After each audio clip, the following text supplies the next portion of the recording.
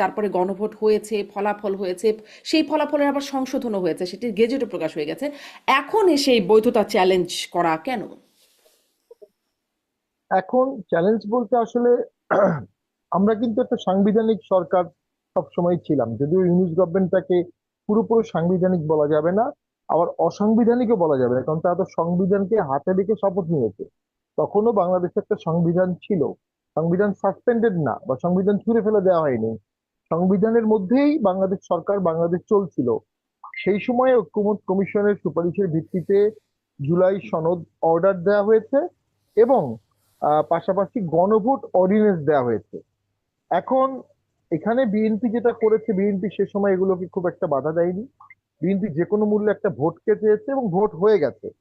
Vote হওয়ার পরে স্বাভাবিকভাবেই এগুলো সাংবিধানিক প্রশ্নগুলো সামনে আসছে এবং সেখানে বিএনপি বেশ রহস্যময় ভূমিকা পালন করছে।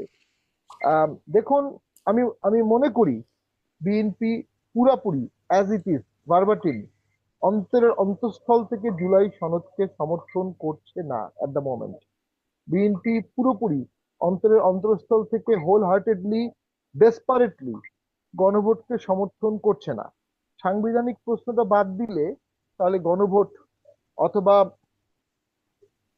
গণভোট অথবা জুলাই সনদ, এর পক্ষে এই মুহূর্তে টোটালি স্ট্রংলি আছে কারা? জামাত ইসলামী আছে, এনসিপি আছে, আবার বন্ধুবর ফুয়াদ, ব্যারিস্টার ফুয়াদের পার্টি, এবি পার্টি থাকতে পারে। নাই কারা কারা? বিএনপি নাই, বোঝাই যাচ্ছে। আওয়ামী লীগ থাকার প্রশ্নই আসে না। জাসদ নাই, ইনু নাই, জাতীয় পার্টি নাই। তাহলে কোন পাল্লাটা বেশি? আপনি সংবিধানের বাইরে গিয়েও বিপ্লব পরবর্তী সময়ে আপনি কিন্তু পাল্লা অ্যামেন্ডমেন্ট করতে। মাপার জন্য তো গণভোট হয়ে গেল, মানে জি, গণভোটে তো একটা ফলাফল হ্যাঁ জয়যুক্ত হয়েই গেল, হ্যাঁ, বেশ আমি বড় আসছি, ব্যবধানে। ওই জায়গাটা আমি আসছি। তো এই পাল্লার যখন আপনি সবাই এক থাকবে, তখন আপনি সংবিধানের বাইরে গিয়ে যেটা করবেন সেটা কনস্টিটিউয়েন্ট পাওয়ার হিসেবে কাউন্ট হবে। যখন আপনি ঐক্যমত থাকবে না, তখন আপনাকে বিলিভ করতে in secondary constituent power or delegated constituent পাওয়ার। যেটা মূল সংবিধান হয়েছে, মূল সংবিধান যেভাবে হুম। আপনাকে অ্যামেন্ড করতে বলেছে, আপনাকে সেভাবে অ্যামেন্ড করতে হবে। আপনি যদি ঐক্যমত না থাকে, এবং সেই ঐক্যমত তো সবাই প্রায় মোরাললেস, তাহলে আপনি ওই প্রাইমারি কনস্টিটিউয়েন্ট পাওয়ারের মতো পাওয়ার এক্সেস করতে পারবেন না। নাও কাম টু গণভোট। গণভোট কোথায় আছে? গণভোট তো সংবিধানে নাই। গণভোট সংবিধানে নাই। গণভোট কিভাবে আসছে? গণভোট একটা অর্ডিন্যান্সের মাধ্যমে আসছে। অর্ডিন্যান্স কে দিয়েছে? মহামান্য রাষ্ট্রপতি দিয়েছেন। গণভোট সংবিধানে নাই। সাংবিধানিক বিষয়ে গণভোট হচ্ছে, অর্থাৎ গণভোট অর্ডিন্যান্সটা প্র্যাকটিক্যালি ডিফ্যাক্টো ডি জুর সংবিধানকে অ্যামেন্ডমেন্ট করছে। আপনি গণভোট অর্ডিন্যান্স দিয়ে প্র্যাকটিক্যালি সংবিধান অ্যামেন্ডমেন্ট করছেন, কিন্তু আর্টিকেল 93 বলছে অর্ডিন্যান্স দিয়ে আপনি সংবিধান অ্যামেন্ডমেন্ট করতে পারবেন না। শেষ, ক্রস। অ্যান্ড দেন আসেন জুলাই সনদ। জুলাই সনদেও সংবিধানের অ্যামেন্ডমেন্টের বিশদ বিবরণ আছে, মানে অ্যামেন্ডমেন্ট সংক্রান্ত বিষয়ে। সেটা আপনি অর্ডিন্যান্স দিয়ে পারবেন না। তখন আপনি কি করলেন? প্রেসিডেন্সিয়াল অর্ডার দিলেন। প্রেসিডেন্সিয়াল অর্ডার কখন হবে? যখন সংবিধান থাকবে না এবং সংসদ থাকবে না। 72 সালে হয়েছিল আমাদের আরপিওটা প্রেসিডেন্সিয়াল অর্ডার। আবার 1951-এ হয়েছিল অসংখ্য প্রেসিডেন্সিয়াল অর্ডার, তখন সংসদও ছিল না, সংবিধানও ছিল না। যখন সংবিধান আছে, তখন প্রেসিডেন্সিয়াল অর্ডার হবে না। শুধুমাত্র একটা ক্ষেত্রে হবে, যেটা আমি সংবিধান ঘেটে পেয়েছি। আর্টিকেল 62 সাব আর্টিকেল 2-তে বলেছে ডিফেন্স সার্ভিস সংক্রান্ত ব্যাপারগুলো পার্লামেন্ট আইন করার আগ পর্যন্ত প্রেসিডেন্ট অর্ডার দিয়ে ডিফেন্স সংক্রান্ত আইনগুলো করা যাবে। ওই একটা জায়গায় সংবিধান বলে দিয়েছে।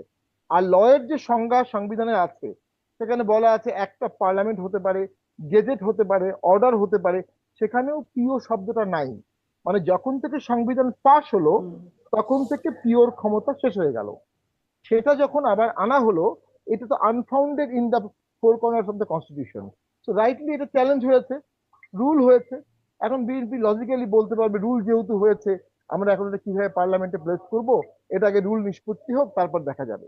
তো সেক্ষেত্রে আমি মনে করি আইনগত জটিলতা ছিল, এটা নিরসন করা যেত না তা না। গণভোট দিয়ে আপনি ভবিতব্য সরকারকে বাইন করতে পারবেন না। গণভোট দিয়ে আচ্ছা। আপনি ভবিষ্যৎ সরকার পাইন করতে পারবেন না। এর পিছনে কারণ হচ্ছে যে গণভোটের ভিত্তিতে তো আমাদেরও গণপরিষদ ছিল, আমাদেরও তো এই সংবিধান হয়েছে। সেটা তো আমরা পরিবর্তন করতে চাচ্ছি, সবাই চাচ্ছি। তো বর্তমান পার্লামেন্ট, বর্তমান ভোট কখনো ভবিষ্যৎ পার্লামেন্টকে বাইন্ড করতে পারে না। গণভোট হবে সংবিধান অ্যামেন্ডমেন্ট হওয়ার পর, আচ্ছা, সংসদে স্পষ্ট। পাশ হওয়ার পর। ব্যারিস্টার পাটোয়ারি, আপনি আসলে কেন এই মানে গণভোটটা আহ, মানে বৈধ না হবার পেছনে কি কি যুক্তি থাকতে পারে সেগুলো আপনার কাছে শুনছিলাম। নিশ্চয়ই ব্যারিস্টার ফুয়াদ আপনার কাছে থেকে ভিন্ন অন্য যুক্তিটা দেখবো, কিন্তু আসলেই তো সাংবিধানিক এই বিষয়গুলো রয়ে গেছে, এই বৈধতার প্রশ্নগুলো রয়ে গেছে।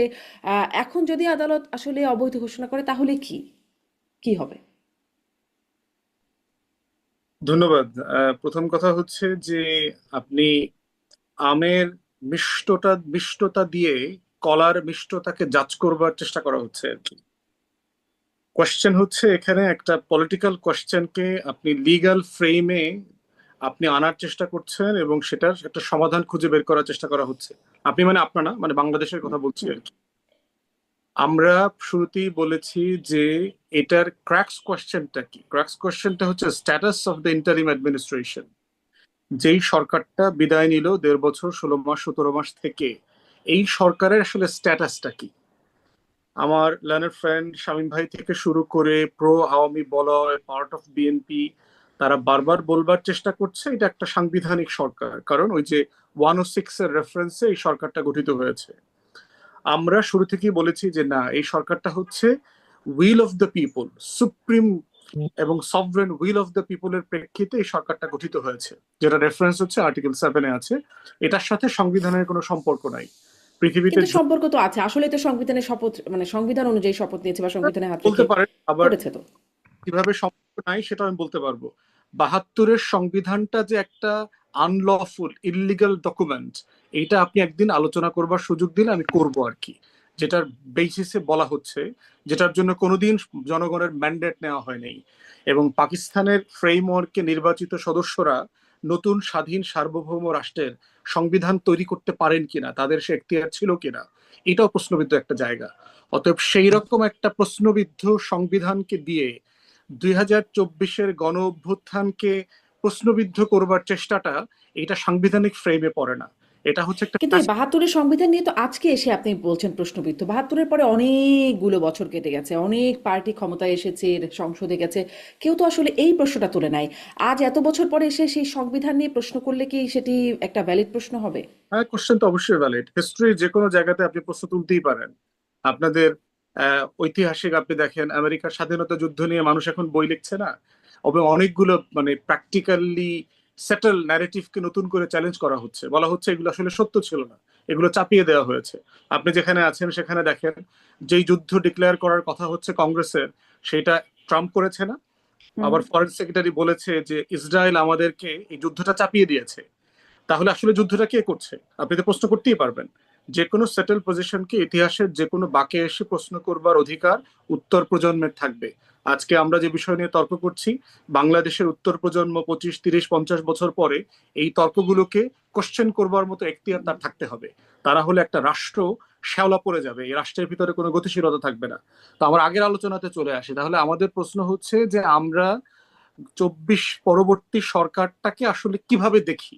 এইটা হচ্ছে আসলে ক্র্যাক্স কোশ্চেন। যে আমরা বোধ করছি অভ্যুত্থানের পক্ষে শক্তিরা, সেটা হচ্ছে যে এইটা একটা পলিটিক্যাল কোশ্চেন, এটা একটা অভ্যুত্থানের সরকার, এইটা 106 এর ফ্রেমে বন্দি করবার চেষ্টা করা হয়েছে। তাহলে প্রশ্ন হচ্ছে অবভিয়াসলি, তাহলে নির্বাচন সংবিধানের কোন ধারায় হয়েছে? হাসিনা তো বলেছে সে পদত্যাগ করে নাই। তাকে বলা হয়েছিল তাকে টুঙ্গিপাড়ায় নিয়ে যাবে হেলিকপ্টারে করে, তাকে ভুলভাল বুঝায়া সীমানার ওই পারে নিয়ে গেছে। তাহলে হাসিনা যদি পদত্যাগ না করে থাকে, তাহলে এখনো তো বাংলাদেশের ভ্যালিড প্রধানমন্ত্রী তো হাসিনা। নির্বাচনটা কিসের ভিত্তিতে হইল? কোন কোন ধারাতে বলে দেওয়া আছে যে জোর করে একজন প্রধানমন্ত্রীকে সরায় দিয়া গণ অভ্যুত্থান করা যায়? বাংলাদেশের কোন আইনে ছিল 71 সালে মুক্তিযুদ্ধ করা যাবে? পাকিস্তানের সংবিধানে কোন আইনে ছিল? মুক্তিযুদ্ধ, গণ অভ্যুত্থান, অন্যায়ের বিরুদ্ধে প্রতিবাদ, এই এই যে আপসার্জ গুলো হয় কিন্তু হিস্ট্রিতে। আমি একটু বোঝার জন্য ব্যারিস্টার ফুয়াদ আপনার কাছে, যে আচ্ছা গণ অভ্যুত্থান হলো, তারপরে সেটার একটা সাংবিধানিক, মানে গণ অভ্যুত্থান তো আর সংবিধান মেনে হয় নাই, কিন্তু তারপরে একটা সাংবিধানিক ধারার মধ্যে নিয়ে আসা হলো, সেই 106-এর অধীনে মানে আদালত ঘোষণা করলেন, এটার একটা ভ্যালিডিটি দেওয়া হলো, শপথ নিলেন সংবিধান অনুযায়ী এই অন্তর্বর্তীকালীন সরকার। তারপরে এই পুরো মেয়াদটা শেষ করে তারা ভোট দিলেন, মানে নির্বাচনের আয়োজন করলেন, এবং বিএনপি এখন 2/3 ভোটে তারা ক্ষমতায় চলে আসছে। তাদের মধ্য থেকে আপনিও বলছিলেন যে তাদের মধ্যে একটা অনীহার জায়গা আছে, এবং একটা বড় রাজনৈতিক, এছাড়াও একটা রাজনৈতিক গ্রুপের মধ্যে অনীহা আছে। এবং আদালতেও এখন এই প্রশ্নটা উঠে গেছে। আদালতেও একটা সরকারের বরাবর আমরা দেখে এসেছি যে সরকার যেরকমটা চায় আদালতে তার একটা প্রতিফলন ন্যূনতম বা বড় মাপের থাকেই। এখন তাহলে আপনি ফলাফলটা কোন দিকে দেখতে পাচ্ছেন, মানে এই বাস্তবতার ফলাফলটা কি? আমার কাছে মনে হচ্ছে যে বিএনপি সরকার আগুন নিয়ে খেলা শুরু করেছে। আমাদের পুরো গণ অভ্যুত্থানে যে তিনটা আকাঙ্ক্ষা তৈরি হয়েছিল, যেগুলো নিয়ে আমরা বারবার কথা বলেছি, বিচার, সংস্কার এবং নির্বাচন, তার দুইটা জায়গায় বিএনপি খুব সিরিয়াসলি কুঠারাঘাত করবার চেষ্টা করছে। বিএনপি বলছে যে আমি এটার সাথে জড়িত না, এগুলো তো general member of the public করেছে, আইনজীবীরা করেছে, বিএনপি। কিন্তু আমরা আসলে ইন্টারনালি জানি যে বিএনপি আসলে হেভিলি এটার সাথে ইনভলভ। অ্যাটর্নি জেনারেল অফিসকে আপনার নিউট্রালাইজ করে দেওয়া হয়েছে। এই রুল কিভাবে আসতেছে, এনিওয়ে এটা ডিফারেন্ট ডিসকাশন, আমরা জানি এটার সাথে পুরোপুরি বিএনপি জড়িত। তাহলে এখন প্রশ্ন হচ্ছে, আপনার যদি মনে থাকে আপনাকে 2011, 12, 13 নিয়ে যাই, কেয়ারটেকার প্রভিশন বাতিল করার সিদ্ধান্ত যখন হাসিনা নিল, এক্স্যাক্টলি কিন্তু এই ধরনের তর্ক আলাপগুলো এসেছিল যে হ্যাঁ, এটা তো একটা গণতান্ত্রিক রাষ্ট্রে ভাবে চলতে পারে না, পৃথিবীর উন্নত সব দেশে নির্বাচন তো সরকারি দল নির্বাচন করে, নির্বাচন কমিশন করে, এরকম একটা এক্সট্রা কনস্টিটিউশনাল মেজার আমরা কেন রাখবো? এইটা তো দিন শেষে এই আপনার আদালতের ঘাড়ে বন্দুক রেখে এই কাজগুলো হাসিনা করেছে। এবং এই জুলাই সনদ সংস্কার বিচার নিয়ে যেগুলো বিএনপি করছে, এই তর্কগুলো ঠিক হাসিনার ওই কেয়ারটেকার প্রভিশন বাতিল করবার মতো জায়গায় ব্যাকফায়ার করবে। কারণ এমন একটা জিনিস নিয়ে খেলছে যেটা বিএনপি নিজে সাইন করেছে জুলাই সনদে। তিনি ঐক্যমত কমিশনে পুরো 6-8 মাস একসাথে আলোচনা আমরা করেছি, আমরা সবাই মিলে একমত হয়েছে এই কাজগুলো করব। করার পরেই একই প্রসেসের মধ্য দিয়ে কিন্তু জাতীয় সংসদ নির্বাচনও হয়েছে। তাহলে আপনি একটা প্রশ্নকে কিভাবে চ্যালেঞ্জ করেন যেটা অলরেডি রেজাল্ট হয়ে গেছে? আপনি আগে করলেন না কেন? নভেম্বরে যখন গণভোট হবে এই অধ্যাদেশকে আপনি তখন চ্যালেঞ্জ করলেন না কেন যে এইটা কনস্টিটিউশনাল কিনা? তখন আপনি জাতীয় সংসদ নির্বাচন যেই অথরিটি করেছে সেই একই অথরিটি আপনার গণভোট আয়োজন করছে। তাহলে আপনি অথরিটির একটা অংশকে চ্যালেঞ্জ করছেন, আর একটা অংশকে চ্যালেঞ্জ করছেন না। এই প্রসেসের মাধ্যমে সমস্যাটা কোথায় হবে দেখেন, যেই বিচারপতিরা এই যে রুল দিয়েছে তাদের একজন হচ্ছে আওয়ামী লীগের আমলে, আরেকজন হচ্ছে কিন্তু নতুন বিচারপতি। বিএনপি এই অন্তর্বর্তীকালীন সরকারের সময় এই বিএনপির অ্যাটর্নি জেনারেল উনি এগুলো অ্যাপয়েন্ট করেছেন। তাহলে ওনার অ্যাপয়েন্টমেন্টটা কিসের ভিত্তিতে হয়েছে? সংবিধান মোতাবেক হয়েছে? একটা গণ অভ্যুত্থান পরবর্তী বাস্তবতা হয়েছে না? বিচারপতি কিভাবে অ্যাপয়েন্ট হয়? আমার লার্নার ফ্রেন্ড বলবে যে কে কার সাথে, প্রধানমন্ত্রী, প্রধান বিচারপতি ওর সাথে পরামর্শ করবে, করে তো প্রধান বিচারপতি থেকে শুরু করে অ্যাপিলেট ডিভিশন, হাইকোর্ট ডিভিশনে বিচারপতি অ্যাপয়েন্ট হয়। সেই প্রসেস তো ফলো করা হয় নাই। আমরা দেখেছি গত 17-18 মাসের ইন্টারিম অ্যাডমিনিস্ট্রেশনে 60+ কনস্টিটিউশন প্রভিশন মানা হয়নি, মানা সম্ভব ছিল না। তাহলে বাজেট কোথায় পেশ হয়েছে? বেতন ভাতা গত 1.5 বছর সরকারি আমলাদেরকে কিভাবে দেওয়া হয়েছে? বাজেট তো বিটিভিতে পেশ হয়েছে, বাজেট তো আপনার সংসদে পেশ হওয়ার কথা। তাহলে যেই সরকার নির্বাচিত না, ট্যাক্স ভ্যাট কালেক্ট করতে পারে কে? একটা ইলেক্টেড গভর্নমেন্টের এখতিয়ার থাকে ট্যাক্স ভ্যাট কালেক্ট করার। তাহলে 17-18 মাস ধরে যারা বাজেট দিয়েছেন, ট্যাক্স ভ্যাট কালেক্ট করেছেন, সরকারি কর্মকর্তা কর্মচারীদেরকে বেতন দিয়েছেন, তো এগুলো সব অবৈধ ছিল। তাহলে জি, ব্যারিস্টার ফুয়াদ, আপনার অবস্থান স্পষ্ট হলো। আপনি যেটি বলছেন বিএনপি আগুন নিয়ে খেলছে, এবং সংবিধান নিয়ে প্রশ্ন করাটা এখানে খুব একটা ভ্যালিড না বলে আপনার কথা থেকে যেটা আমি বুঝলাম। আমি ব্যারিস্টার পাটোয়ারির কাছ থেকেও এইটুকুই একটু শুনবো যে এটাও তো আসলে ঠিক, বিএনপিও প্রচারণা চালিয়েছে, যদিও তাদের মধ্যে অনীহা একটা সময় থেকে একরকম মেনে নিচ্ছে এটি বোঝা যাচ্ছিল, কিন্তু তারা শেষ পর্যন্ত এসে এই গণভোটের পক্ষে, জুলাই সনদের পক্ষে প্রচারণাও চালিয়েছে। এখন ভোটে জেতার পর 2/3 মেজরিটি পেয়েছে, এখন জেতার পর এখন অনেকেই মন্ত্রীরা বলছেন যে এটি অসাংবিধানিক, বা এটি গণভোট আবার কি ইত্যাদি ধরনের কথাবার্তা শোনা যাচ্ছে। এটি আসলে কেমন আচরণ? এই আচরণটা প্রশ্নবিদ্ধ হবে না? বিএনপি অবশ্যই এখানে কঠিন রাজনৈতিক কুটচাল দিয়েছে, এবং সাফল্যজনকভাবে দিয়েছে। যখনই বিএনপি অ্যাবসলুট মেজরিটি পেয়ে গেছে, বিএনপি তার জুলাই সনদকে ডিনাই করার লেজিটিমেসি পেয়ে গেছে, শক্তিও পেয়ে গেছে, সামর্থ্য পেয়ে গেছে। এবং আপনি আদালতের কি রুল মনে তো করেন আগুন নিয়ে খেলছে বিএনপি? না, আমি এটা মনে করি না, আমি সেটা বিষয়ে বলছি। এবং রুল তো হলো গতকালকে, কিন্তু বিএনপি তো গণপরিষদ বা সংবিধান সংস্কার পরিষদের শপথ নেয়নি। এটা কিন্তু প্রায় 2 সপ্তাহ আগের ঘটনা। 2 সপ্তাহ আগে যখন শপথ হলো তখন বিএনপি শুধু সংসদ সদস্য শপথ নিল, গণপরিষদের শপথ নিল না। তার মানে বিএনপি জুলাই সনদকে ওন করছে না। বিএনপি ওই সংস্কারগুলোকে ওইভাবে ওন করছে না। যেটা আমি প্রথমেই বললাম, যেটা বিএনপি ওন করবে না, যেটা আওয়ামী লীগ ওন করবে না, যেটা জাসদ ওন করবে না, যেটা জাতীয় পার্টি ওন করবে না, এটা বাস্তবায়ন হবে কিভাবে? দেন আপনি বললেন গণভোটের কথা। গণভোট সরকারকে বেঁধে ফেলবে, কোথায় আছে এটা? এটা আইনের প্রশ্ন, অ্যাকুরেট অঙ্কের প্রশ্ন। অঙ্ক বলছে গণভোট বেঁধে বেঁধে ফেলতে পারবে না। যদি গণভোট বেঁধে ফেলতে না পারে, তাহলে সরকার এটা মানতে বাধ্য না। সরকার মানছে না এবং হাইকোর্টের রুল চলে আসছে। ওইখানেই তো ঐক্যমতের প্রয়োজন ছিল, যেটা সেই সময় ইউনূস সরকার করেন। আমি ব্যারিস্টার ফুয়াদের সাথে পুরোপুরি একমত। ওই সরকারটা হাইব্রিড সরকার। ওটা দুটো কাজ করলে, একটা সংবিধান মেনে করেছে আর একটা সংবিধান মেনে করা সম্ভবই ছিল না। তো তার মধ্যে তো বর্তমান যিনি আইনমন্ত্রী, উনি যখন অ্যাটর্নি জেনারেল হয়েছেন যে সময়, তখন সেই সময় দেশে কোনো প্রাইম মিনিস্টার ছিল না, সেই সময় দেশে কোনো চিফ অ্যাডভাইজার ছিল না। অর্থাৎ রাষ্ট্রপতি যে ওনাকে অ্যাপয়েন্টমেন্ট দিলেন, কার অ্যাডভাইসে দিলেন? রাষ্ট্রপতি তো একা অ্যাপয়েন্টমেন্ট দিতে পারেন না। তাকে হয় প্রধানমন্ত্রী অথবা প্রধানমন্ত্রী পদের চিফ অ্যাডভাইজারের অ্যাডভাইস নিতে হবে। তো ওটা ওনার নিয়োগটা সেই সময় প্রশ্নবিদ্ধ ছিল। হুম। তাহলে কি ব্যারিস্টার পাটোয়ারির কানেকশন একটু সমস্যা করছে? তাহলে কি এরকম যে বিএনপি যা চাইছে সেটি আদালতকে দিয়ে করিয়ে আনার চেষ্টা একটা চলছে, যেটি আপনি ব্যারিস্টার ফুয়াদও বলছিলেন, এবং আসলে আদালত রায় দিলে, আমার এখন প্রশ্নটা এটা। পরিস্থিতি- বিশেষ পরিস্থিতিতে আমরা সংসদ ভেঙে দিলাম। আরেকটা শেষ করে হুম, দিচ্ছি। জি। সংসদ ভেঙে দেওয়ার পরে ইলেকশন হবে, যেটা ব্যারিস্টার ফুয়াদ বললেন, ইলেকশনটা নিয়ে কোশ্চেন করার সুযোগ নেই, কারণ ইলেকশন তো হতেই হবে সবসময়ই। প্রশ্ন হলো, আপনি 3 মাসের জায়গায় কেন 15 মাস পর ইলেকশন করলেন? এই 15 মাস আপনাকে জাস্টিফিকেশন কে দিল? 1/11-এর সময় একটা জাস্টিফিকেশন ছিল, সেখানে এমার্জেন্সি ঘোষণা করা ছিল এবং সংসদ ভেঙে দেওয়া হয়েছিল। ওই ফাঁকে এমার্জেন্সিটা 2 বছর চলেছে। এবার কিন্তু এই সুযোগ ছিল না। আমরা কিন্তু বলেছিলাম এমার্জেন্সি দেন, এমার্জেন্সি দিলে হুম। দেশটাও শান্ত হবে, আবার অনেক লিগাল কোশ্চেনের জাস্টিফিকেশন চলে আসবে। তো সেনা নির্ভরশীলতা হতে হবে দেখে সেই সরকার এমার্জেন্সি দেয়নি। এমার্জেন্সি না দেওয়ার কারণে এই যে সরকার 15 মাস ছিল, এটা জাস্টিফাই করবে কিভাবে? জাস্টিফাই করবে বর্তমান সংসদ। 1/11-কে জাস্টিফাই করেছে কে? পরবর্তী সংসদ। এই সরকারের উপর আগের সরকারের সে বিশ্বাস ছিল না, ইউনূস সরকারের, যে নতুন সরকার এসে আমাকে ইন্ডিমনিটি দিবে, আমাকে কন্টিনিউ করবে, আমাকে ইন্ডিমনিফাই করবে। সেই জন্যই তারা কিছুটা এই জুলাই সনদের এই ডিভাইস নিয়ে নিজেদেরকে অ্যাডভান্স জাস্টিফাই করেছে। তো সেটা এখন বাস্তবায়ন হবে কিনা একটা ইস্যু, বাট আমি কিন্তু টোটালি একমত, সংবিধানের রিফর্ম প্রয়োজন। আমি এই বিষয়ে অনেক তাত্ত্বিক আলাপ আছে, আমি সময় পেলে সেগুলো করব।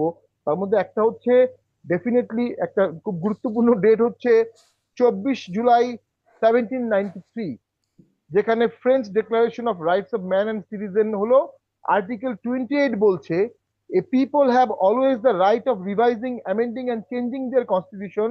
One generation can not subject to its law future generation. এক জেনারেশনের ল আরেক জেনারেশন মানতে বাধ্য হবে না। থমাস জেফারসন বলছে যে ডেড, যারা মারা গেছে, হুম। তাদের সংবিধান দিয়ে জীবিতদের চালানো যাবে না। ওনার মতে প্রত্যেক জেনারেশনের সংবিধান চেঞ্জ হতে হবে। এবং থমাস জেফারসন এর মেডিসিনের মধ্যে প্রচুর চিন্তাচালি হতো সেই সময়। হুম। মেডিসন বলতো না, আমরা একটা এটার্নিটি ক্লজ থাকবে, দীর্ঘদিন সংবিধান থাকবে। আর থমাস জেফারসনের মধ্যে 19 বছর পর পর সংবিধান চেঞ্জ হতে হবে। তো এখানে একটা ব্যাপারে ডেড হ্যান্ড একটা শব্দ আছে, যারা মৃত ব্যক্তি তাদের করা আইন দিয়ে আমরা পরিচালিত হব, এটা হুম। ডেমোক্রেসি না, ভার্সেস কিন্তু নিশ্চয়ই সেই নেক্রোক্রেসি। পরিচালিত হব না, সেই তাদের আইনটা সংশোধন বা পরিবর্তনের জন্য সেটিও একটা প্রক্রিয়ার মধ্য দিয়ে হতে হবে। এখন নিশ্চয়ই আলোচনায় সেই বিষয়টাই আমি একদম এই আলোচনাটা শেষ করতে চাই। এই আলোচনাটা শেষ করতে চাই আপনাদের দুজনের কাছে এই প্রশ্ন রেখে। এখন তাহলে মানে খুব ছোট্ট করে একটা বিস্তারিত আলোচনা তো হলে ব্যারিস্টার ফুয়াদ, যে এটার ফলাফল কি হতে যাচ্ছে, গণভোটের ভবিষ্যৎ, জুলাই সনদের ভবিষ্যৎ আপনি কি দেখছেন? খুব সংক্ষেপে যদি শুনি। মানে ভবিষ্যতের থেকে বড় জিনিস হচ্ছে প্রত্যাশার জায়গাটা গুরুত্বপূর্ণ আর কি। যে যেই প্রত্যাশা নিয়ে বাংলাদেশে একটা ফ্যাসিবাদ বিরোধী লড়াই হয়েছে, একটা গণ অভ্যুত্থান হয়েছে, এবং এমন কিছু এখানে হয় নাই যেটা চাপিয়ে দেওয়া হয়েছে। গণ অভ্যুত্থানের সকল পক্ষ মিলে আলোচনা করেই এই সনদ ফাইনাল করা হয়েছে। এই ড্রাফট সকল রাজনৈতিক দল সাইন করেছে, বিএনপি ইনক্লুডেড। জুলাই সনদ স্বাক্ষর করা মানে আপনার একটা ন্যাশনাল প্লেজ আছে, একটা পলিটিশিয়ান, একটা পলিটিক্যাল পার্টির ওয়াদা It's a pledge to the nation is more important than the constitution itself. আপনি পাবলিকলি জুলাই সনদ স্বাক্ষর করে জাতির কাছে ওয়াদা করেছেন। আপনি জাতির কাছে করা ওয়াদাটাকে আপনি শুধু বোধ করছেন যে না এটা এখন আর গুরুত্বপূর্ণ কিছু না, এটা রেলেভেন্ট না, মানে তাহলে আপনি পলিটিক্যাল পার্টি হিসেবে ম্যানিফেস্টো কেন দেন? তাহলে আপনি তো একই কারণে আমরা বিশ্বাস করতে পারি যে আপনি ইলেকশনের আগে যত কথা বলেছেন এগুলো আপনি আসলে বিশ্বাস করে বলেন নাই, এগুলো আপনি করবেন বলে বলেন নাই, এটা আপনি শুধু ভোটটাকে পার্সু করবার জন্য বলেছেন। তারপরে হচ্ছে আবার কিন্তু আবার ইলেকশনের আগে বিএনপি কিন্তু এই অবস্থানেও দেখা গেছে, মানে তখনও কিন্তু বিএনপির মধ্যে যে অনীহা, তারা যে একরকম চাপে পড়ে করছে, একরকমের মেনে নিচ্ছে, একদম মির্জা ফখরুল ইসলাম আলমগীর থেকে শুরু করে বিভিন্ন মানে এখন যারা মন্ত্রী বা নতীদের কথাই কিন্তু বোঝা গেছে যে গণভোট কি, মানুষ এগুলো বোঝে না, জুলাই সনদ ইত্যাদি নিয়ে তাদের যে একটা অনীহার ব্যাপারটা। না, নিঃসন্দেহে তারা ন্যায়ের জন্য ক্যাম্পেইন করেছে। এবং একইভাবে দেখেন যে আপনি আপনার ম্যান্ডেট হচ্ছে জুলাই সনদ, আপনার ম্যান্ডেট হচ্ছে আপনি জুলাই সনদ স্বাক্ষর করেছেন এবং বাস্তবায়ন করবেন, আপনার ম্যান্ডেট হচ্ছে আপনি জাতির কাছে ওয়াদা করেছেন এটা বাস্তবায়ন করবেন, কিন্তু এক্স্যাক্টলি আপনি এখন বিচার সংস্কারের এগেনস্টে অবস্থান নিয়েছেন। হাসিনার কথা চিন্তা করেন, 2008-এ ইলেকশন ম্যানিফেস্টোতে কিন্তু হাসিনা ম্যান্ডেট নেয়নি জনগণের কাছ থেকে যে আমরা ক্ষমতায় আসলে সংবিধান সংশোধন করব এবং তত্ত্বাবধায়ক সরকার ব্যবস্থা বাতিল করে দেব। তাহলে আপনি দেখেন এক্স্যাক্টলি সেম, মানে আগুনের পথে হাঁটতেছে। যেই কারণে হাসিনা যে পলিটিক্যাল ইনস্টেবিলিটি, পলিটিক্যাল ক্যাওয়াস তৈরি করেছে এবং জুডিশিয়াল প্রসেসের মধ্য দিয়ে করেছে, এক্স্যাক্টলি বিএনপি কিন্তু সেই কাজটা করা শুরু করেছে। পার্থক্য হচ্ছে বিএনপি সংসদ ওপেন হওয়ার আগেই শুরু করে দিয়েছে, শপথের দিন থেকে শুরু করে দিয়েছে। হাসিনা আরো একটু বেটার ছিল যে আপনার 2-4 বছর সময় নিয়েছে, সিস্টেম নিয়ন্ত্রণে নিয়ে আস্তে ধীরে করেছে। এবং এই জায়গাতে মানে জুলাইয়ের সবচেয়ে বড় বেনিফিশিয়ারি হবার পরেও তারা যে কাজটা করছে, এটা জন্য আমি শুরুতে বলেছি তারা আগুন নিয়ে খেলছে, এবং এই আগুন নিয়ে খেলাটা কোনোভাবে কিন্তু আপনার বাংলাদেশের জনগণ ভালোভাবে নিচ্ছে না। আপনি চিন্তা করে দেখেন, বিএনপি কে যারা ভোট দিয়েছে তাদেরও কিন্তু একটা বিশাল অংশ, ডেসপাইট তাদের নেগেটিভ ক্যাম্পেইন, তারা কিন্তু হ্যাঁ ভোট দিয়েছে। এই জন্য দেখবেন বিএনপির ভোটের চেয়ে কিন্তু আপনার হ্যাঁ ভোটের সংখ্যা কিন্তু বেশি। তাহলে সার্টেনলি বিএনপির একটা পোর্শন কিন্তু হ্যাঁ ভোট দিয়েছে, যারা জুলাইয়ের পক্ষে ছিল, যারা জুলাইকে ধারণ করে, ওন করে। তাহলে সেই জায়গাতে বিএনপি যদি বোধ করে তার এই ব্রুট মেজরিটি দিয়ে সে একটা 40%-এর বিরোধী দলও কিন্তু আছে, ব্যাপারটা কিন্তু মানে ফেলে দেওয়ার মতো না যে আপনি ভোটারদের একটা বড় অংশ তো মানে অ্যাক্টিভ এই জায়গাতে। আবার দ্বিতীয়ত হচ্ছে ম্যান্ডেট হচ্ছে, প্রশ্ন তো খুব পরিষ্কার ছিল জুলাইয়ে, এবং এই প্রশ্নের 2টা ম্যান্ডেটকে যদি আপনি এভাবে নেগেট করেন, এটার ফিউচার বিএনপির জন্য ভালো হবে না। বিএনপির কিন্তু গভর্নেন্সের 101টা চ্যালেঞ্জ আছে, এই চ্যালেঞ্জের ভিতরে অপ্রয়োজনীয় এই কাজগুলো করা, এইটা বিএনপির 31 দফার সাথেও কিন্তু আপনার ভালো হবে না মানে কি, আসলে ভালো না হওয়া জায়গাটা কি, পরিণতিটা কি বলছেন আপনারা? অজনপ্রিয় হয়ে যাবে, জনগণের মুখোমুখি হবে, বিরোধী দল আপনার সংসদের বদলে রাজপথে চলে আসার অলরেডি চিন্তা ভাবনা করছে। আপনি দেখেছেন যারা বিরোধী দল আছে এনসিপি সহ জামাত, তারা বলছে যদি জুলাই সনদ বাস্তবায়ন না হয়, ইন্টারিম অ্যাডমিনিস্ট্রেশনের অর্ডার গুলো যদি প্লেস করে পাশ না করা হয়, তাহলে তারা ওইখানে কেন থাকবে? কারণ ওইটার ভিত্তিতেই তো সংসদ হওয়ার কথা, সেই সংসদের তারা সদস্য হয়েছে। যদি সংস্কারই না হয় তাহলে এই নির্বাচনের এসেন্স কি, স্পিরিট কি? তারা তাহলে রাজপথে ফিরে আসবে। তাহলে 40% যারা ভোটকে রিপ্রেজেন্ট করে তারা হয়তো সিট কম পেয়েছে, কিন্তু স্ট্রিটের জায়গাতে এটা কিন্তু একটা হিউজ ফোর্স। আপনি এই ভালোভাবে দেশ গভর্ন করতে পারবেন না। এবং এটা স্পষ্ট। ব্যারিস্টার ফুয়াদ, আমি একই প্রশ্নে খুব ছোট্ট ব্যারিস্টার শামীম পাটোয়ারি, আপনার কাছে আপনি কি ফলাফল, পরিণাম বা পরিণতি দেখতে পান গণভোট জুলাই সনদ? উম, আমি মনে করি এগুলো যেভাবে আইন করা হয়েছিল সেভাবে পাশ হওয়ার আমি কোনো সম্ভাবনা দেখি না। তবে আমি যেটা বলতে চাচ্ছিলাম, অবশ্যই সংবিধানকে অ্যামেন্ডমেন্ট করতে হবে এবং সেই জুলাই সনদের ভেতরে যে সংস্কার প্রস্তাবগুলো আছে সেগুলো পার্লামেন্টে বিল আকারে নিয়ে এসে তার মধ্যে বেশিরভাগই বিএনপির উচিত অ্যামেন্ডমেন্ট করা, এবং বিএনপির একটা সর্বদলীয় সংস্কার কমিশন করা দরকার, স্ট্যান্ডিং কমিটি করা দরকার পার্লামেন্টে। সেটার মাধ্যমে তারা সংবিধানগুলোকে অ্যামেন্ডমেন্ট করতে পারে। তবে যে প্রক্রিয়ায় জুলাই সনদ বা গণভোট অডিয়েন্স হয়েছিল, আমার মনে হচ্ছে সেই প্রক্রিয়া এটা আর কখনো হবে বলে মনে হয় না। এর বিরুদ্ধে ব্যাপক আন্দোলন হবে এটাও হবে না, কারণ জামাত এবং বিএনপি দীর্ঘদিনের বন্ধু, এবং দীর্ঘদিনের একটা বন্ধু দীর্ঘদিনের শত্রু হতে পারে না। তাদের ফান্ডামেন্টাল জায়গায় একে অপরের প্রয়োজনীয়তা আছে, তাদের ফান্ডামেন্টাল জায়গায় একে অপরের উপর নির্ভরশীলতা আছে, এবং সেটি যে কোনো সময় সেই নির্ভরশীলতা বের হয়ে আসবে। তো তারা ডেফিনেটলি এই ধরনের তাত্ত্বিক বিষয়ে বা আবেগী বিষয়ে দ্বন্দ্বে জড়াবে না। বহুদিন পর তাদের সরকারি দল বিরোধী দল সংসদে বসেছে, প্রায় 17 বছর পর প্র্যাকটিক্যালি, যদিও 8 সালে তাদের ছিল, বাট মাত্র 29 জন ছিল। তারা এখান থেকে সরে গিয়ে যুদ্ধ করবে, আন্দোলন করবে, জিহাদ করবে, মারামারি করবে, সংগ্রাম করবে এত দ্রুত, এটা আমার মনে হয় না। এবং সেখানে ব্যাপক জনসমর্থনও পাবে না। কারণ ওই যে বললাম, ঐক্যমত্য তো সৃষ্টি হয়নি জুলাই সনদের পক্ষে। স্পিরিটটা ছিল, আবেগটা ছিল, আন্দোলনের সম্মুখ ভাগে যারা ছিল তাদের একটা অংশের ঐক্যমত হয়েছে, এটা সত্য। কিন্তু জনগণের প্রতিনিধিত্বশীল দলগুলো, জনগণের ঐক্যমতটা হয়নি। যে কারণে এই জুলাই হুম, সনদের পক্ষে যদি আন্দোলন করা হয়, সে জি, আন্দোলনটা একদম ঠিক। হাসিনা কিন্তু বিরোধী আবার একটা জনগণের ঐকমত্য ওই যে ভোটের ফলে ফলে দেখা গেল যে একটা ঐকমত হয়েছে, সেখানে একটা এক লাইনে বলছি, হাসিনা বিরোধী আন্দোলনের মতো জুলাই সনদের পক্ষে ঐক্যমত ওভাবে হবে না। হ্যাঁ, গণভোটের রায়টা আপনি বলছেন গণভোট জিতেছে, এটা সত্য। হুম, কিন্তু গণভোট তো 3 ভাগের 1 ভাগ ভোট পড়েছে না, এবং সে ভোটটাও প্রশ্নবিদ্ধ। কারণ সেই ভোট গণনার সময় প্রিজাইডিং পোলিং এজেন্ট রাখা হয়নি, এবং 73 লক্ষ ভোট হুম, সেখানে জাল হয়েছে। এবং পরে 10 লক্ষ ভোট গেজেট করে আবার 10 লক্ষ ভোট বাড়ানো হয়েছে। তো হ্যাঁ না ভোট নিয়ে তো প্রশ্নবিদ্ধ আছেই। আর হ্যাঁ পাশ হলেই জি, বাস্তবায়ন হবে, এটা তো সংবিধানে নাই। জি।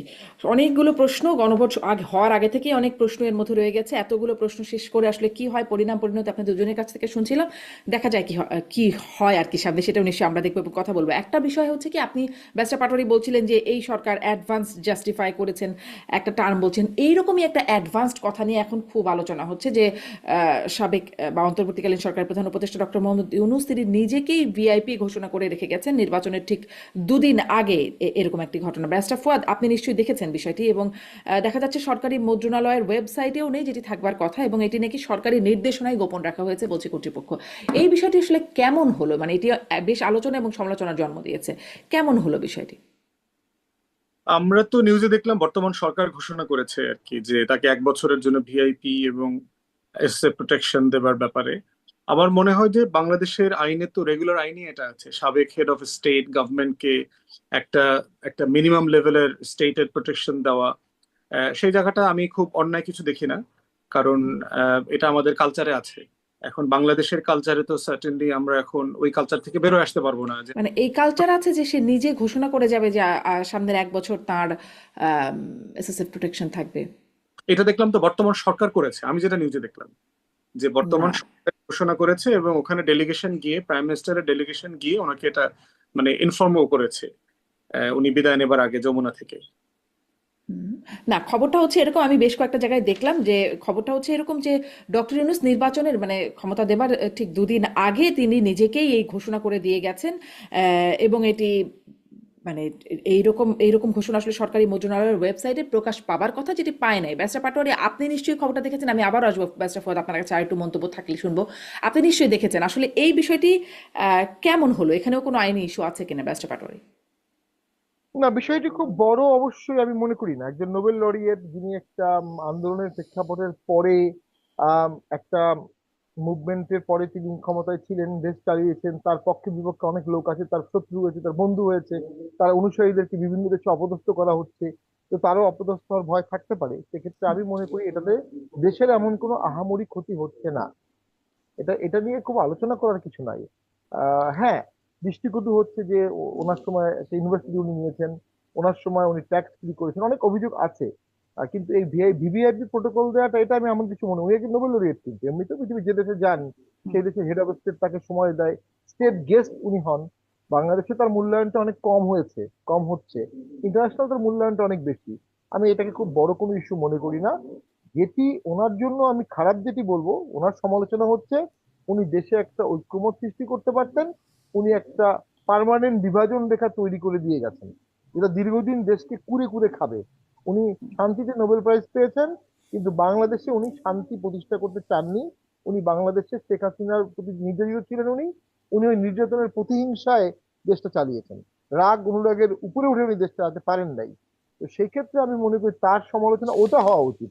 এই ভিভিআইপি প্রোটোকল, এটা খুব না, কিন্তু তুচ্ছ আপনি বিষয়। যেটি বলছেন যে তার অনুসারীরা অপদস্থ হচ্ছে, বিভিন্ন জায়গায় অপমানিত হচ্ছে, ফলে তিনি এটা করে যেতেই পারেন, এটা খুব একটা আলোচনার কিছু নেই। কিন্তু যারা অপদস্থ হচ্ছে তাদের জন্য তো কিছু হলো না, বা আরো যারা উপদেষ্টারা আছেন তাদের জন্য তো কিছু হলো না। ডক্টর মোহাম্মদ ইউনূস শুধু নিজের জন্য নিজে করে গেলেন।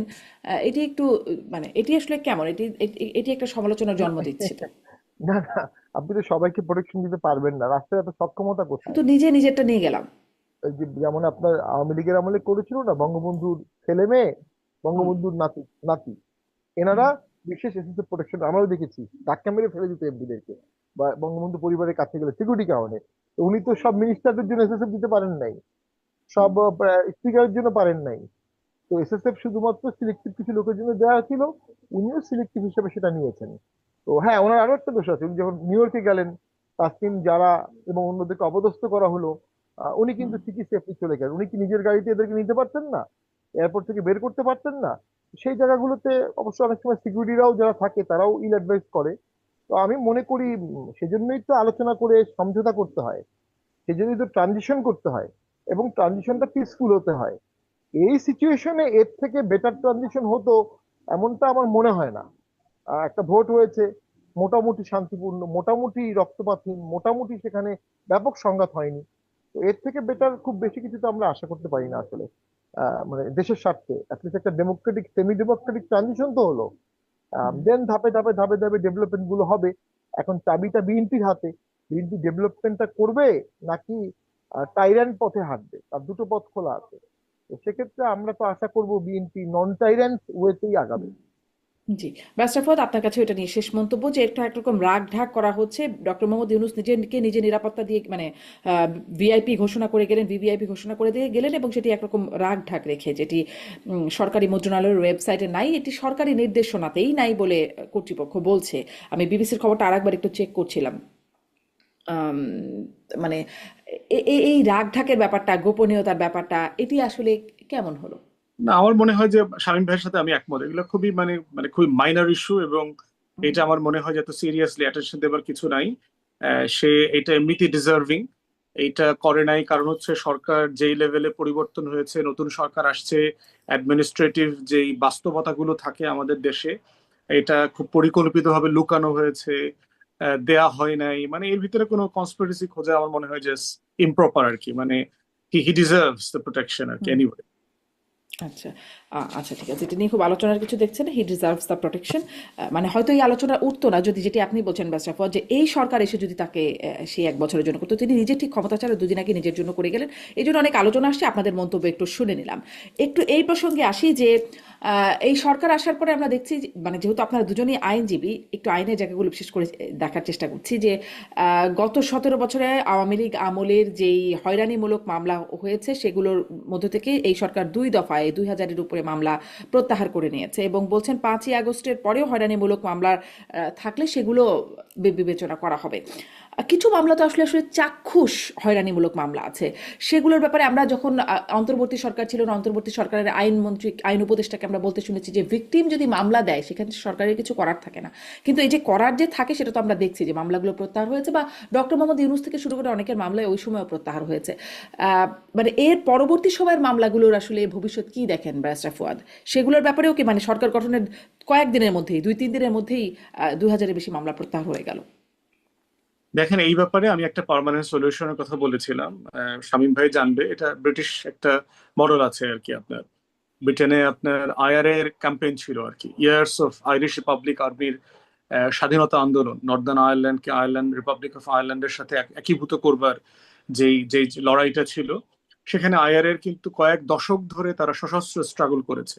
ব্রিটিশ প্রাইম মিনিস্টার মার্গারেট থ্যাচারকে পর্যন্ত মেরে ফেলার চেষ্টা করেছে তাদের টরি পার্টির কনফারেন্সে বোমা মেরে। এবং এটা করতে গিয়ে যেটা হয়েছে, গ্রেফতার, বিচার এবং সাজা দেবার ক্ষেত্রে প্রচুর নিরপরাধ মানুষকে কিন্তু আপনার সাজা দেওয়া হয়েছে। 19 বছর, 20 বছর, 25 বছর, 30 বছরের বেশি জেল খেটেও বের হয়েছে। ডিএনএ এভিডেন্স যখন আসছে আপনার 90-এর দশকের শেষের দিকে, তখন এগুলো খালাস পাওয়া শুরু হয়েছে।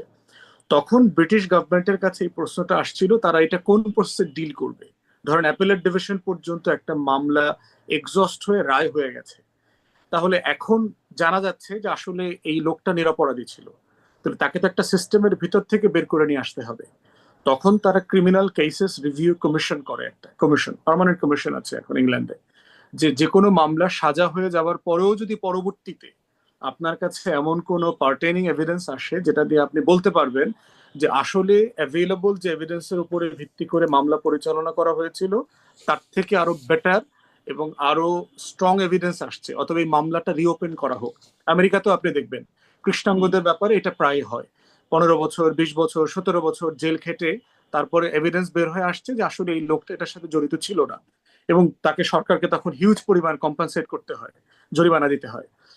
বাংলাদেশে এই রাজনৈতিক মামলা করা এবং সরকার বদল হলে পরে হোম মিনিস্ট্রিকে দিয়ে হাজার হাজার মামলা তুলে নেবার যে বদভ্যাস, এগুলো আসলে বন্ধ হওয়া দরকার। এটা একটা পার্মানেন্ট ইনস্টিটিউশন করা দরকার, ইন্ডিপেন্ডেন্টলি করে এই রিভিউ করার মধ্য দিয়ে এগুলোর একটা সমাধানে আসতে হবে।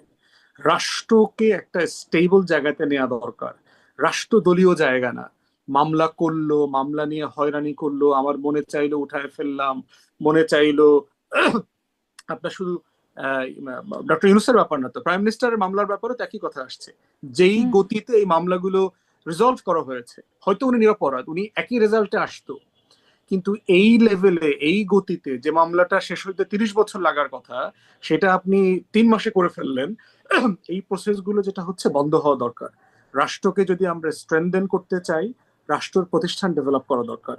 প্রতিষ্ঠানের মধ্য দিয়ে প্রাতিষ্ঠানিক পদ্ধতিতে প্রোটোকল ডেভেলপ করে এগুলোকে অ্যাড্রেস করা দরকার। আচ্ছা, সেটা তো একটা মানে সেটাও একটা প্রক্রিয়া। আপনি বলছেন একটা কমিশন গঠন করার বা পার্মানেন্ট একটা কমিশন গঠন করার একটা পরামর্শ যেগুলো আছে যুক্তরাজ্যের ও উদাহরণ দিয়ে বলছেন। কিন্তু আমি বলছিলাম ধরেন যেগুলো একদম সাদা চোখে দেখা যাচ্ছে, একদম সাংবাদিক, খেলোয়াড়, গায়ক, নায়ক বিভিন্ন জন আসলে হত্যা মামলার আসামি হয়ে গেছেন। আপনাদের সহকর্মী ব্যারিস্টার সুমনের নিয়েও ইদানিং কথা হচ্ছে যে তিনিও একটা হত্যা চেষ্টা মামলারই আসামি হয়ে তিনিও জেলখানায় আছেন, কোনো জামিনও হয় না তার। সেগুলোর ব্যাপারে আপনারা আইনজীবীরা কি আসলে এখানে করার কিছু আছে যখন রাষ্ট্র? জি। তবে এগুলো নিয়ে কথা বলেছি, আমি ব্যক্তিগতভাবে এগুলো নিয়ে কথা বলেছি। যেমন ধরেন সালমান এফ রহমান, অথবা ধরেন সাবের হোসেন চৌধুরীকে যেসব মামলায় দেয়া হয়েছে, অথবা ধরেন সাকিবকে আপনি হচ্ছে টাউটামি বাটপারি করার মামলা দিবেন, তাকে তো আপনি খুনের মামলা দিতে পারেন না। তার বিরুদ্ধে অভিযোগ আছে, তাকে আপনি দুদক যদি ইনভেস্টিগেশন করে পায় সে জুয়ারি ছিল, টাকা পাচার করেছে, গোল্ডের বিজনেসের সাথে ইনভলভ, তাকে আপনি ওই ধরনের মামলা দিবেন। আপনি শিক্ষামন্ত্রী ছিল দীপমণি, তাকে আপনি খুনের মামলা দিচ্ছেন, তার তো দুর্নীতির অভিযোগ আছে, তার ভাই সহ কয়েকশো কোটি টাকা লুটপাট করছে, ডিসি পর্যন্ত রিপোর্ট করেছে। এই জন্য হচ্ছে যে এই বাড়াবাড়িগুলো আমাদের পলিটিক্যাল কালচারে চলে গেছে, মানে এক পক্ষ আর এক পক্ষকে ঘায়েল করবার এই জায়গাটাতে আমরা চলে আসছি। হাসিনার ব্যাপারে আমি বারবার একই কথা বলেছি, যে তার ব্যাপারেও তাকে আমরা প্রচন্ড অপছন্দ করবার পরেও আমরা আইসিটি কে চিফ প্রসিকিউটর বরাবর বারবার বলেছি যে আমরা ব্রুটালি ইনসাফ চাই হাসিনার জন্য, তার প্রতি যেন অবিচার না করা হয়, যেটা ন্যায্য সেটাই করতে হবে। রাষ্ট্র রাষ্ট্র হয় কখন, যে তার সবচেয়ে ঘৃণিত শত্রুর সাথেও ন্যায় বিচার করতে পারে, ইনসাফ করতে পারে। এবং এটাই তো গণ অভ্যুত্থানের আকাঙ্ক্ষা আমাদের, এবং সেটা নিয়ে আমরা গত 1.5 বছর ধরে কথা বলেছি। এখনো বর্তমান সরকার যারা দায়িত্বে আছেন তাদেরকেও বলবো যে প্রাতিষ্ঠানিক সমাধান করা দরকার, প্রাতিষ্ঠানিকভাবে এগুলোকে অ্যাড্রেস করা দরকার। শুধুমাত্র আপনি ইন্ডিভিজুয়ালি এক দুজনকে করতে পারবেন না, তারা না হয় বিখ্যাত, কিন্তু গরিব মানুষরা, অপরিচিত মানুষ যাদের নাম আমি আপনি জানি না, তারাও তো মিথ্যা মামলার, হয়রানিমূলক মামলার শিকার হচ্ছে প্রত্যেক দিন। তাহলে প্রাতিষ্ঠানিক সমাধান না করতে পারলে ওই বিখ্যাত লোকরা এটার বেনিফিট পাবে, কিন্তু যারা সমাজের সাধারণ মানুষ আছে, প্রতিদিন যারা হয়রানির শিকার হচ্ছে, তারা কিন্তু বেনিফিট পাবে না। জি, সবার জন্য নিশ্চয়ই বেনিফিটটা এনশিওর করতে হবে, কিন্তু সাদা চোখে যেগুলো দেখা যায় সেগুলো তো মানে আপনি যে তদন্ত কমিশনের কথা বলছেন সেগুলোর অনেক সহজ হয়ে যায় কাজগুলো। ব্যারিস্টার পাটোয়ারি, আপনার মতামত একটু শুনতে চাই যে 5ই আগস্টের পরে মানে আগের মামলাগুলো দেখছি আমরা কিভাবে হয়রানিমূলক হিসেবে সেগুলো প্রত্যাহার হচ্ছে, 5ই আগস্টের পরের অনেক মামলা নিয়ে কথা আছে, আমি কয়েকটার কথা বলছিলাম আসলে সেগুলোর বিষয়ে কি হতে পারে বা কিছু হতে পারে কিনা? 5ই আগস্টের পরের মামলাগুলোর মধ্যে কিছু মামলা জেনুইন ভিকটিমরা করেছে। সমস্যা হচ্ছে যিনি মামলাটা করেছেন, ভিকটিমের মা, ভিকটিমের ভাই বা ভিকটিমের বোন, তার পক্ষে আসামিদেরকে চেনা তো সম্ভব না। 200 হুম। আসামির নাম দেওয়া হয়েছে, এই 200 জন কি ওখানে উপস্থিত ছিলেন? কি এভিডেন্স আছে? তাকে কেউ এই লিস্টটা দিয়ে দিয়েছে। আর কিছু মামলা হয়েছে কমপ্লিটলি আনকানেক্টেড, আমি নিজে অনেকগুলো মামলা দেখেছি। একজন বলেছে অমুক সময় অমুক জায়গায় অমুকদের উপর হামলা হয়েছে, উনি কে যে মামলা করলো তার কোনো বিবরণ নাই। অবভিয়াসলি এ ধরনের 80 ভাগ মামলাই চার্জশিট গিয়ে স্টেজে গিয়েই খারিজ হয়ে যাবে। জেনুইনলি বস্তুনিষ্ঠ যে মামলাগুলো আছে সেগুলো থাকবে, এবং সেগুলো ন্যায় বিচার প্রতিষ্ঠা পেতে হবে। অনেক লোক মারা গেছে, তারা বিচার পাবে। একটা ট্রুথ অ্যান্ড রিকনসিলিয়েশন কমিশন করা দরকার, চিহ্নিত অপরাধী ছাড়া যেগুলো যেগুলো ক্ষমা করে রিকনসিলিয়েশন করার সুযোগ আছে সেই কমিশনের মাধ্যমে, সেটা ব্যারিস্টার ফুয়াদ যেটা বলবেন ক্রিমিনাল কেসেস রিভিউ কমিশন টাইপও হতে পারে। ট্রুথ অ্যান্ড রিকনসিলিয়েশন যা দুর্নীতি করেছে, 5,000 কোটি টাকা দুর্নীতি করেছে, 3,000 কোটি টাকা সে এনে দিল রাষ্ট্রীয় কোষাগারে, সেজন্য তাকে একটা ক্লিন চিট দেওয়া হলো, প্রোভাইডেড সে সামনে আর কোনো রাজনীতি করবে না, প্রোভাইডেড সে আর কোনো কনফ্লিক্ট অফ ইন্টারেস্টে যাবে না, সে বাকি জীবন নির্বিঘ্নে করবে, আবার রাষ্ট্র 80 লাখ টাকা রিকভার করতে পারলো। এরকম একটা অ্যারেঞ্জমেন্ট পৃথিবীর অনেক দেশে হয়েছে, সাউথ আফ্রিকাতে হয়েছে। এবং আমাদের সংবিধানে ওমবাডসম্যান বলা আছে, ন্যায়পালের কথা বলা আছে। এই ধরনের অনেকগুলো প্রভিশন আমাদের সংবিধানে বা আমাদের জুরিসপ্রুডেন্সেও বিএনপিও আছে। কিন্তু ইশতেহারে ট্রুথ অ্যান্ড হিলিং কমিশনের কথা বলছে, মানে হ্যাঁ। এটা কি কার্যকর হবে, মানে এর মাধ্যমে কি এটি কার্যকর হওয়া সম্ভব বা হতে পারে? সেটা সে বিষয়ে বিএনপি এখনো কিছু বলেনি। আর যেটা হচ্ছে যে হ্যাঁ, রাজনীতিবিদের সহাবস্থান তো নিশ্চিত করতে হবে। আপনি এভাবে করে বিপুল সংখ্যক মানুষকে একটু বাইরে রেখে বা সাইড লাইনে রেখে পলিটিক্যাল গেমটা ফেয়ার হবে না, পলিটিক্যাল পেন্ডুলামটা ফেয়ার হবে না। এবং ভারসাম্যটা থাকবে না, একটা পলিটিক্যাল ভারসাম্য থাকতে হবে। আজকে যদি বিএনপি টাইরেন্ট হতে চায়, তাকে বাধা দেওয়ার ক্ষমতা কার আছে? কিভাবে বাধা দেবেন? সে কাঠামো তো তৈরি হয়নি। তো ট্রুথ অ্যান্ড রিকনসিলিয়েশনের মাধ্যমে রাষ্ট্রীয় কোষাগারে দুর্নীতি টাকাগুলো ফেরত আসবে। এবং কিছু মানুষকে আপনি দুর্নীতিবাজ হলেও তাকে আপনার ওই প্রতিষ্ঠানে বসাতে হবে, কারণ সেখানে 10,000 লোক চাকরি করে, সে লোকগুলো হুম। বেতন দিতে হবে। ওই ওই লোকটা ছাড়া এই প্রতিষ্ঠান চলছে না। বাংলাদেশে ওই কর্পোরেট কালচার গড়ে ওঠে নাই, এই ব্যক্তিকেই লাগবে। তো সেখানেও তাকে দায়বদ্ধতার মধ্যে দিয়ে জামিন দিয়ে, এবং 2 বছর, আমি ফ্রাঙ্কলি বলবো, চার্জশিট না দিয়ে, ট্রায়াল শুরু না করে, কনভিকশন ছাড়া আপনি 2 বছর জেলে রাখছেন যে লোকগুলোকে, তাদের জামিন হওয়া উচিত, তাদের জামিন দেওয়া উচিত। সাংবাদিকদের রেখেছেন, আহ খেলোয়াড়কে বিরুদ্ধে মামলা করেছেন, লয়ার সবাই। তো সেখান থেকে তো একটা সমাধানে আসতে হবে। এই ভোটটাই তো একটা সমাধান। এই হুম। ভোটে তো আমি মনে করি ব্যাপক আন্দোলন আওয়ামী লীগ করেনি। তারা ভোট দিয়েছে, বরঞ্চ যাকেই হোক ভোট দিয়েছে।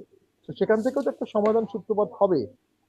সরকারের উচিত এখন জামিন দেয়া, জি। এবং এই জামিনটা দেওয়াটার মাধ্যমেই রাষ্ট্রটা জামিন কি শান্তি। সরকার দিবে?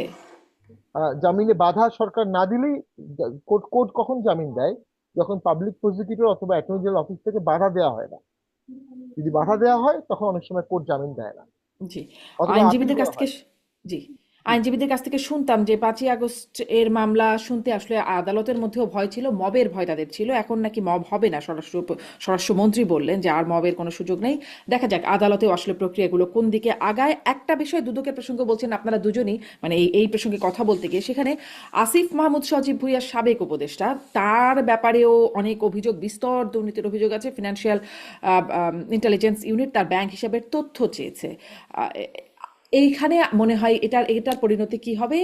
অন্তর্বর্তী সরকার থাকাকালীন, মানে ক্ষমতাসীন থাকার অবস্থায় কোনো কিছু হয় না, এটা কি আসলেই দুর্নীতির সঠিক প্রক্রিয়ার মধ্যে যাবে, নাকি এখানেও একটা ওই ক্লিন চিট দেওয়ার প্রক্রিয়ার মধ্যে আগে যেটা দেখা যেত, দুদকে গেলে সবাই ক্লিন হয়ে বেরিয়ে আসতো? Best of all. দেখেন, দুদক এখন একটা আন্ডার ট্রানজিশন আছে। দুদকের যারা গত 1.5 বছরের দায়িত্বে যারা ছিলেন, পুরো কমিশন আপনার রিজাইন করেছে, এবং খুবই দুঃখজনক আর কি। তাদেরকে তো কাইন্ড অফ এমন একটা পরিবেশ তৈরি করা হয়েছে যে তাদেরকে রিজাইন করতে বাধ্য করা হয়েছে, এবং এসালমকে কেন্দ্র করে আর কি, এসালমকে যেন পরিষ্কার পরিচ্ছন্নতা সার্টিফিকেট দেয়া হয়, যেটা তারা দিতে অস্বীকার করেছেন। তো সেটাকে কেন্দ্র করেই হচ্ছে এই ঘটনাটা ঘটেছে। এবং যাদেরকে এখন দায়িত্ব দেওয়ার কথা শোনা হচ্ছে, তারা হাইলি ইনকম্পিটেন্ট এবং কম্প্রোমাইজড।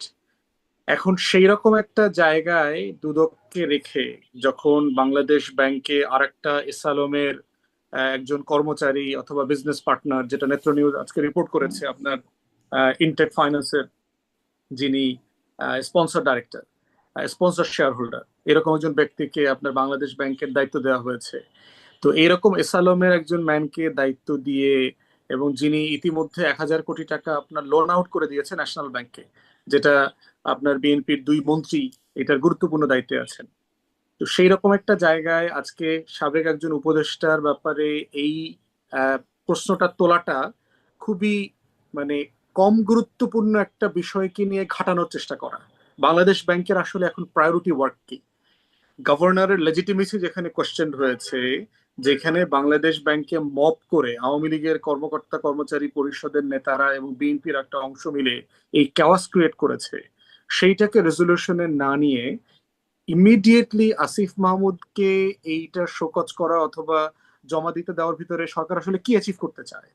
কারণ সে ঘোষণা দিয়েছে ঢাকা মহানগরী দক্ষিণে সে সিটি কর্পোরেশনে নির্বাচন করবে, এই কারণে এখন আসিফের বিরুদ্ধে তাদের অভিযোগ কিন্তু আরো পুরাতন। আপনি জানেন যে 8 জন উপদেষ্টার ব্যাপারে তারা রেজিগনেশন চেয়েছে, তাদের ভিতরে দুদকের দুর্নীতির বিস্তর অভিযোগ আছে। অফকোর্স আপনি যে কোনো রাষ্ট্রের যে কোনো নাগরিক গুরুত্বপূর্ণ দায়িত্ব পালন করেছে এমন লোকদের ব্যাপারে যদি আপনার সলিড এভিডেন্স থাকে আপনি সেটা করবেন, কিন্তু সেটা করবার মতো সলিড ক্রেডিবল মানে আপনার স্বচ্ছতা আপনার আছে কিনা? যেই বাংলাদেশ ব্যাংক মানে সারা দুনিয়ার সামনে লজ্জিত অবস্থা তৈরি করেছে, যে একটা লোন রেসিডিউল করা একজন ব্যবসায়ীকে, যিনি ব্যাংকারও না ইকোনমিস্টও না, তেমন একটা মানুষকে রিক্রুট করেছেন, সেরকম জায়গায় নেপাল ভুটানের থেকেও এইভাবে বললে তো আসলে কিছুই করার ম্যান্ডেট থাকবে না তাহলে, তাই না? মানে আহ, মানে আপনি আপনি মানে 3 সপ্তাহের মাথায় কোন কাজটা আপনার প্রায়োরিটি? যেখানে দুদকের পুরো প্রফেশনাল টিম যারা 1.5 বছর, যাদের বিরুদ্ধে কোনো অভিযোগ আসে নাই, তারা অত্যন্ত ক্রেডিবিলিটি ইন্টিগ্রিটি নিয়ে কাজ করেছে, তাদেরকে রিজাইন করতে বাধ্য করা হয়েছে। সেই রকম একটা জায়গায় আপনি আসলে ফাইন্যান্সিয়াল ইউনিটের কাজ কি এখন? কাজ তো হচ্ছে চলমান করাপশন নিয়ে আপনি কাজ করবেন, এসালমের টাকা ফিরিয়ে নিয়ে আসার জন্য আপনি কাজ করবেন। সেগুলো না করে বরং আপনি এসালমের বরকন্দাজ হয়ে কাজ করছেন, এসালমকে ক্লিন শিট দেওয়ার জন্য আপনারা কাজ করছেন, এবং বাংলাদেশ ব্যাংকের গভর্নর ইনক্লুডেড একসাথে ব্যবসা করেন ওই ওই ওই এসালমের বিজনেসের, তিনিও শেয়ার হোল্ডার। হুম। তো এইরকম একটা মানুষের আন্ডারে লিডারশিপে যখন এরকম একটা কাজ করতেছে তখন এটা কোশ্চেনেবল হয়ে যাবে। আপনি যে কেউ দুদকে যদি মানে অন্তর্বর্তী সরকারের সময় যে এটা করলো না এটি কোয়েশ্চেনেবল হয় নাই? মানে তখনও তো আসিফ মাহমুদের বিরুদ্ধে দুর্নীতি না শুধু চাঁদাবাজির অভিযোগও ছিল, যেটি একদম আমলেই হলো না, না, দিল দুদককে না আমি কেন? জিজ্ঞেস করেছিলাম, দুদকের কাছে কি অভিযোগ করে নাই? তো প্রেসে অনেক কথা বলেছে তিনি অনেক দুর্নীতি করছেন। মানে আপনি একটা প্রতিষ্ঠানে, যেমন ধরেন আপনি আমাকে খুন করার চেষ্টা করেছেন, আমি গণমাধ্যমে বললাম, কিন্তু আমি মামলা করলাম না, পুলিশ কি করবে? মানে আপনার একটা একটা আর দুদক তো সুমোটো ব্যবস্থা নিতে পারে, অনেকের বিরুদ্ধেই নিয়েছে, আনিস আলমগীরের বিরুদ্ধে সম্পদ খতিয়ে দেখে ব্যবস্থা নিতে গেছে। আহ, অভিযোগ সেক্ষেত্রে আসিফ মানে দুদক সুপ্রিম কোর্ট না কিন্তু যে সুমোটো কাউকে রুল দিতে পারে, এটা কিন্তু দুদকের এখতিয়ার না, হ্যাঁ, দুদকের আইন। দুদক স্বতঃস্ফূর্তভাবে মানে স্বপ্রণোদিত হয়ে অনেকের বিরুদ্ধে খতিয়ে দেখেছে, ব্যবস্থা নিয়েছে, এটা নতুন না, কিছু তো না। কোনো না কোনো তার ভাবে ক্ষমতায় রিকোয়েস্ট, আছে। কোনো না কোনো ভাবে এটা লিখিত রিকোয়েস্ট তার কাছে যেতে হবে কারো না কারো বিরুদ্ধে, যে এই ব্যাপারটা খতিয়ে দেখতে হবে। প্রাইভেট সিটিজেন ইদার ডকুমেন্টস দেবে, এভিডেন্স দেবে, তা না হলে রাষ্ট্র রিকোয়েস্ট করবে এই কাজটা তদন্ত করে দেখা হোক।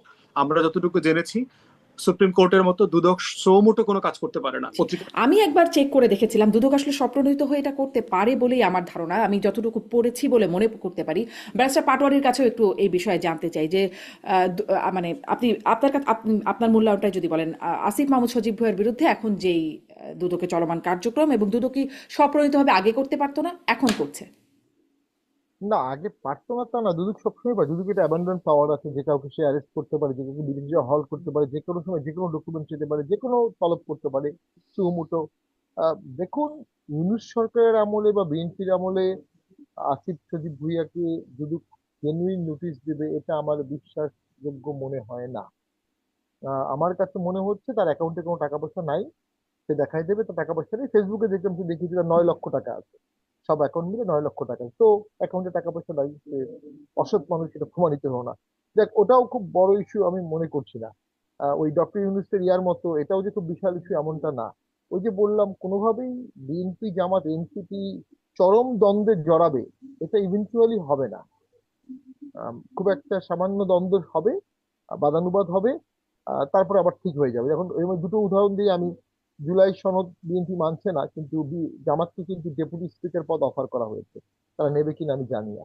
আবার জামাত কিন্তু বলেছে তারেক জিয়া একজন যোগ্য প্রধানমন্ত্রী, বাংলাদেশের ইতিহাসে খুব সম্ভবত এই প্রথম এক, মানে সরকারের সংসদ বসার আগেই প্রধান বিরোধী দল প্রধানমন্ত্রীকে যোগ্য প্রধানমন্ত্রী বলেছে, যেটা জাতীয় পার্টির বিরুদ্ধে অভিযোগ ছিল যে আমরা সরকারের সমালোচনা করতাম, আবার শেখ হাসিনার প্রশংসাও করতাম। গৃহপালিত বিরোধী দল আমাদেরকে বলা হতো, we are in the era of গৃহপালিত বিরোধী দল ফেজ 2, যদি আমাদেরকে বলা হয়ে থাকে। জামাতকেও এর বাইরে বলার কোনো স্কোপ আমরা আর দেখছি না, কমপ্লিটলি টোটালি।